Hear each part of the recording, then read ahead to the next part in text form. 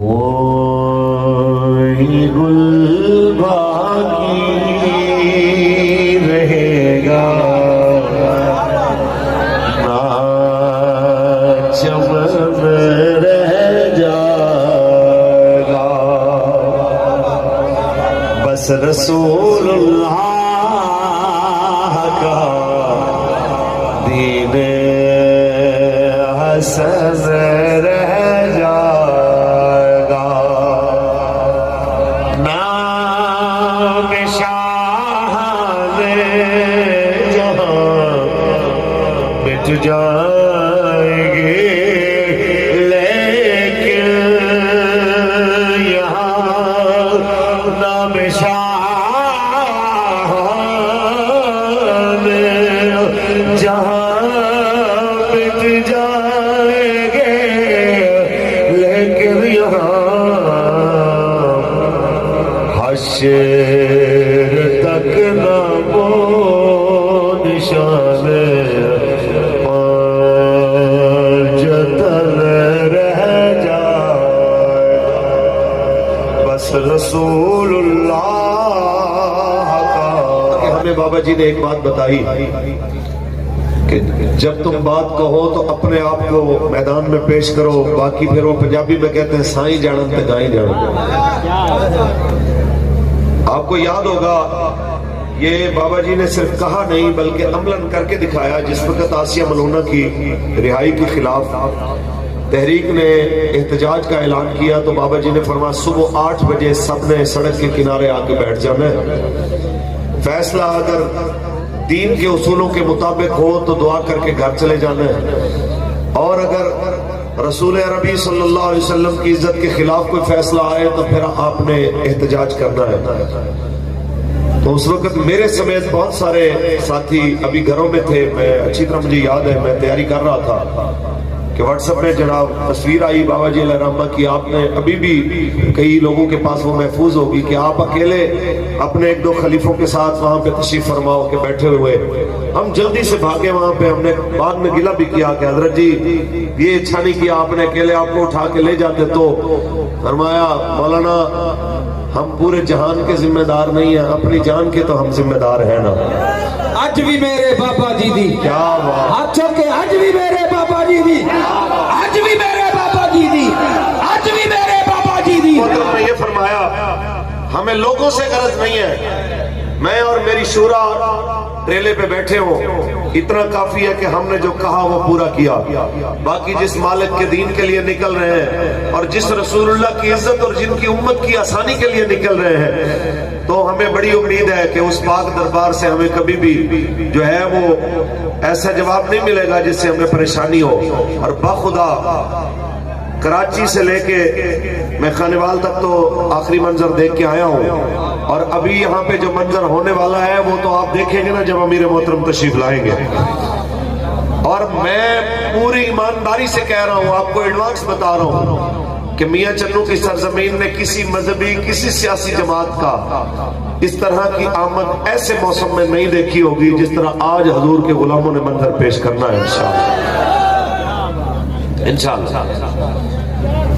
آئیں جی، بات اتنی سی ہے، لوگوں کو مسئلہ ہے کہ جن مولویوں کا سیاست سے کیا کام ہے۔ آپ کے علاقے میں شاید نہ کہتے ہوں، لاہور میں کہتے ہیں تو میں چلو جواب دے دیتا ہوں کہ وہ جی مولویوں کا سیاست رل کی کام ہے، کہتے ہیں جی مولویوں کا سیاست سے کیا کام ہے۔ میں نے کہا جی جس آقا مولا کا ہم نے کلمہ پڑھا ہے اس کریم نبی نے عبادت بھی سکھائی ہے، سیاست بھی سکھائی ہے، معیشت بھی سکھائی ہے اور معاشرت بھی سکھائی ہے۔ اونچی بولے۔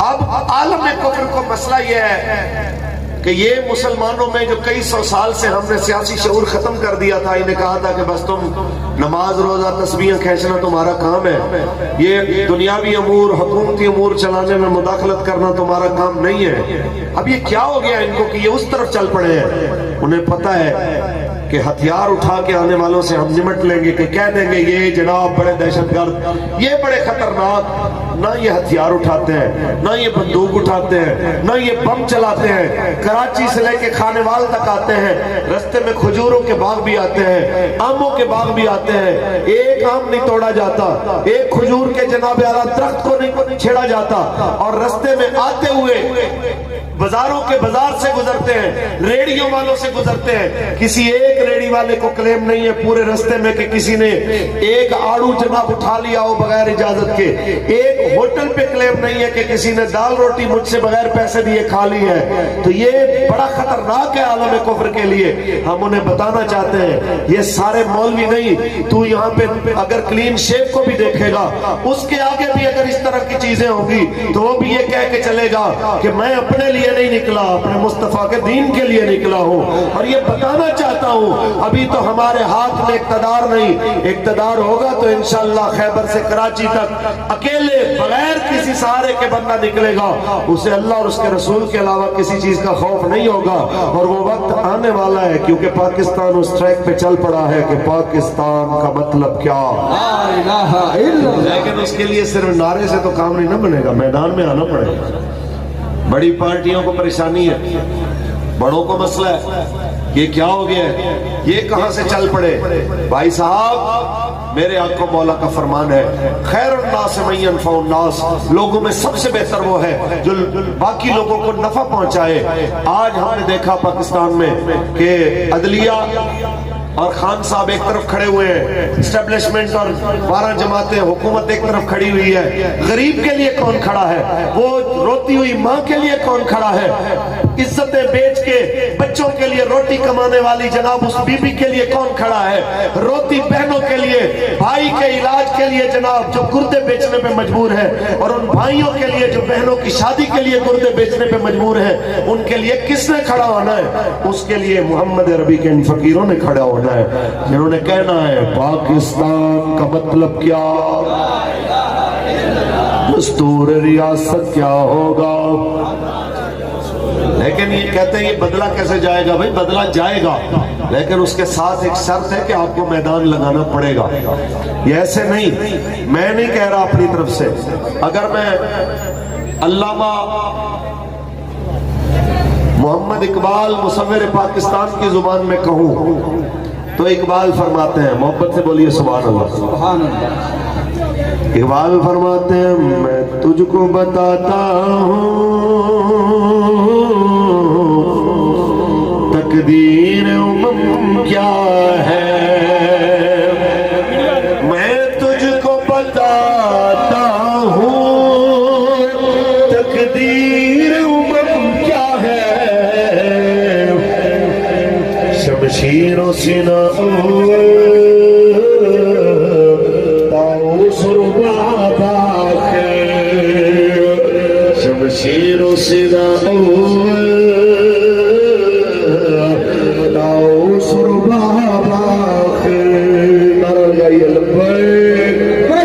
شرط اتنی ہے سارا کچھ بدل جائے گا، شرط اتنی ہے آپ کو میدان لگانا پڑے گا۔ بابا جی علیہ الرحمہ نے فرمایا سب بیان کرتے رہے کہ بدر میں مدد آئی تھی، ہمارا جرم اتنا ہے کہ ہم نے کہا مدد آئی تھی، آئے گی، آتی رہے گی، لیکن شرط اتنی ہے کہ اس کے لیے میدان لگانا پڑے گا۔ کون کون ہے کہ جب کبھی میدان لگے تو رسول اللہ کی عزت حضور کے دین کے لیے میدان میں آنے کے لیے تیار ہے؟ سبحان اللہ۔ تاجدار ختم نبوت، سبحان اللہ، تاجدار ختم نبوت۔ اور کل ہی کی بات ہے، تحریک کے بارے میں باتیں کرنے والا ہے کہ یہ ختم ہو گئی، ان کو کون پوچھنے والا ہے؟ اب جناب لبیک کی بات کرنے والا کوئی نہیں رہے گا۔ میں بتانا چاہتا ہوں، آنکھیں کھولیے، ہوش سنبھالیے۔ وہ بڑے منہ والا کہتا تحریک لبیک کو ہم نے کل عدم کر دیا، ہائے ہائے بیچارہ پولیس کو دیکھ کیسے بھاگا۔ خدا کی پناہ، میں کہتا ہوں عبرت آتی ہے، بندے کو اللہ سے ڈرنا چاہیے، ایسے بڑے بڑے بول نہیں بولنے چاہیے۔ سدا بادشاہی میرے رب کی ہے، سدا بادشاہی میرے رب کی ہے۔ खान साहब भी कल टीवी पे आके बड़ी बड़ी बातें करते थे कि अगर आप ये हुक्म नहीं मानेंगे तो आइन अपनी जिम्मेदारियां पूरी करेगा। बताएं फिर आइन की जिम्मेदारी कैसी लगी?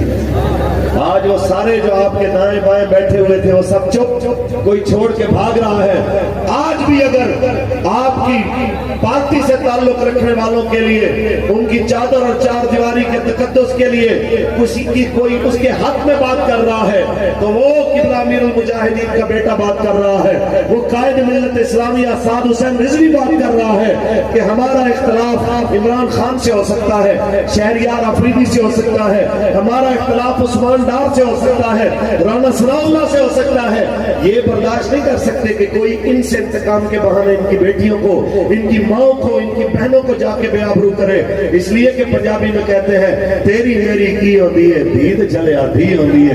ये क्या बात है? ये तो कमीनापन है कि आप अपने अंदर का बुग़्ज़ निकालने के लिए आप उनकी औरतों के सामने जाके बदतमीजी करें, उनकी बेटियों बहनों के सामने बदतमीजी करें। ये नहीं होगा। आज भी अगर पाकिस्तान के आईन और पाकिस्तान की अवाम की खातिर कोई बोल रहा है तो वो मस्जिद के मौलाना जो व्हील चेयर पे बैठ के हुजूर की इज्जत का पहरा देते यूं दुनिया से गए कि करोड़ों लोग रब ने उसके जनाजे में भेज के पूरी दुनिया में कालमी रिकॉर्ड बना के दिखा दिया।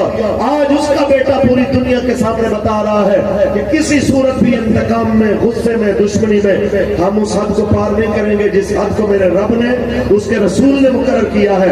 कुरान कहता है ला यजरिमन्नकुम शनआनु कौमिन अल्ला तादिलू एदिलू, तुम्हें किसी कौम की दुश्मनी लब्बैक लब्बैक लब्बैक या रसूल अल्लाह, लब्बैक लब्बैक लब्बैक या रसूल अल्लाह, लब्बैक लब्बैक।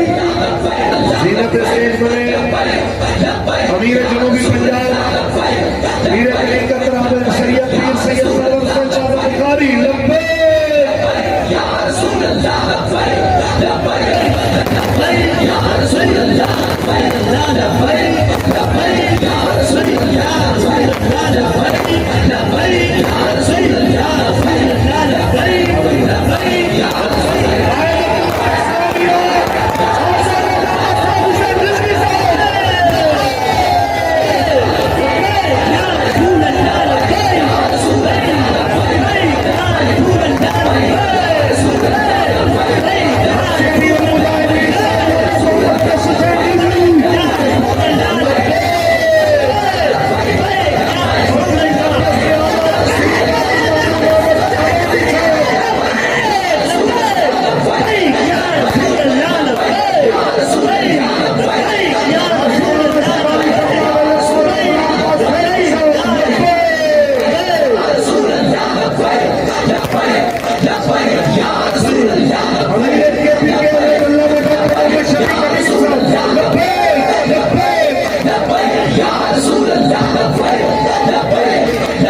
लब्बैक या रसूल अल्लाह।